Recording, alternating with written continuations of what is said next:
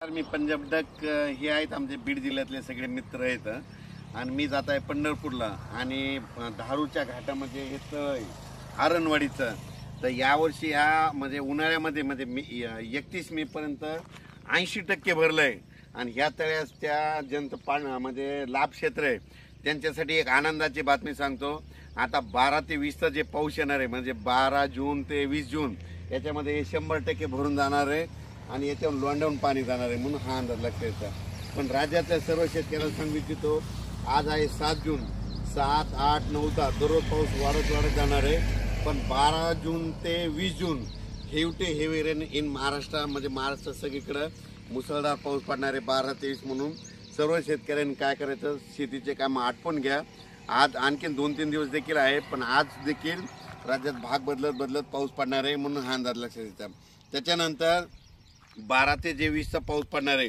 सगळ्यात जास्त पूर्व विदर्भ, पश्चिम विदर्भ, दक्षिण महाराष्ट्र, उत्तर महाराष्ट्र, कोकणपट्टी, खानदेश, मराठवाडा सगळीकडेच पडणार आहे.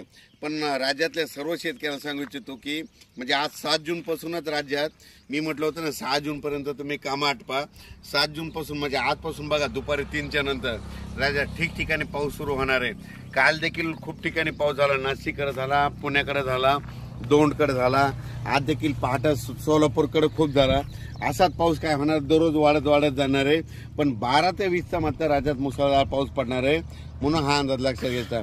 ज्यांचे कोणाचे आणखीन थोडे कामं राहिलेले असेल तुम्ही 11 जूनपर्यंत 11-12 पर्यंत कामं आटपून घ्या म्हणून हे अंदाज सगळ्यांना लक्षात येतं. आणि ज्यांच्या शेतामध्ये पेरणीसाठी ओला असं तर तुम्ही 12 तारखेपर्यंत पेरू शकता.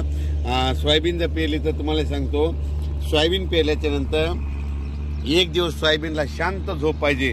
म्हणजे पेरल्याच्या नंतर त्या दिवशी शांत झोप म्हणजे कशी की त्या दिवशी पाऊस यायला नाही पाहिजे.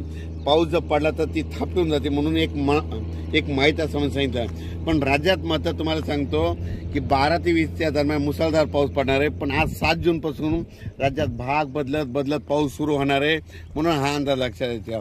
हे बीड जिल्ह्यातलं आरणगावचं इथे साठवण तलाव आहे, 80% भरला आहे आणि आता ह्या 12 ते 20 मध्ये मात्र 100% भरून जाणार आहे. आणि यावर्षी बीड जिल्ह्यामध्ये जिथे छोटे तलाव आहे सगळे भरून खडे देखील फुटणार आहे, सगळ्या विहिरीमधून वरून पाणी वाहणार आहे म्हणून हे बीड जिल्ह्यासाठी आनंदाची बातमी.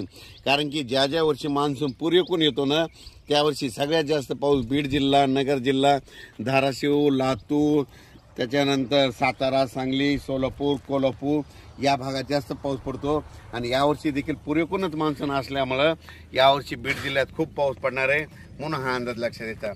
अचानक वातावरणात बदल झाला तर लगेच एक मेसेज दिला जाईल. धन्यवाद.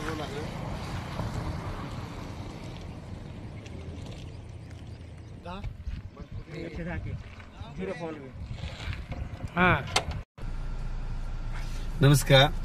माझ्या नावानं तुम्हाला एक सांगतो की इन्स्टाच्या जवळपासनं 15-20 नावानं माझ्या नावानं चॅनल चालतात आणि त्याच्यानंतर युट्यूब जवळपास 100-150 युट्यूब चालतात बघा.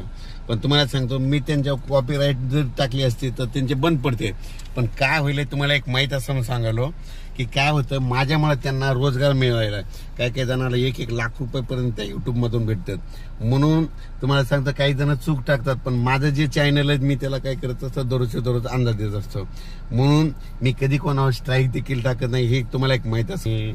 माझं जे चॅनल आहे जे इन्स्टाचं चॅनल आहे त्या इन्स्टाचा अंदाज आणि त्या युट्यूबचा अंदाज ते एकच असतंय.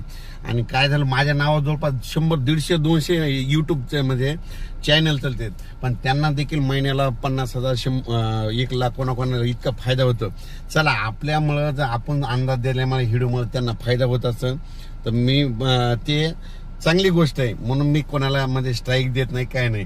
पण त्याच्यात काय करतात काही जण थोडे जुने व्हिडिओ टाकतात म्हणून मला त्यांना विनंती आहे की माझे जुने व्हिडिओ टाकत जाऊ नका तुम्ही. उलट मी तुमच्यासाठी कधी स्ट्राईक सुद्धा देत नाही, काहीच देत नाही म्हणून माझी तुम्हाला विनंती. धन्यवाद. माझे चॅनल आहे ते पंजाब डक नावानं, त्याच्या काळ्या शर्टचा फोटो ते चॅनल आहे ओरिजिनल.